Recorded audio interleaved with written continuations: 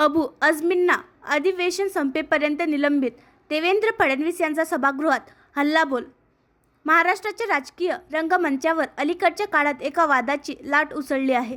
सपा आमदार अबू आझमींनी मुघल बादशाह औरंगजेबाची स्तुती करणारे वक्तव्य केल्यानंतर विधानसभेत प्रचंड गोंधळ झाला. या प्रकरणात देवेंद्र फडणवीस यांनी सभागृहात जोरदार हल्लाबोल केला. त्यांनी छत्रपती शिवाजी महाराजांनी संभाजी महाराजांचा अपमान सहन करणार नाही असे स्पष्ट केले. अबू आझमींच्या वक्तव्यानंतर महाराष्ट्र विधानसभेतील कामकाज 1 दिवसासाठी स्थगित करण्यात आले.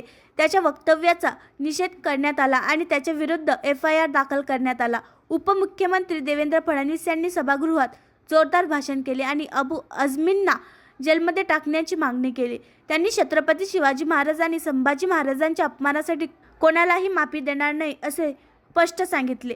देवेंद्र फडणवीस यांनी पंडित जवाहरलाल नेहरूंनी डिस्कव्हरी ऑफ इंडियामध्ये छत्रपती शिवाजी महाराजांबद्दल केलेल्या टिप्पण्यांचा निषेध करण्याचे आवाहन केले.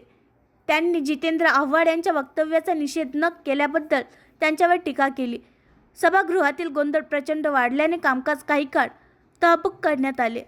अबू आझमींच्या वक्तव्यानंतर सपा आमदारांवर टीका झाली आहे. त्याच्या वक्तव्यामुळे महाराष्ट्रातील राजकीय वातावरण ताणले गेले आहे.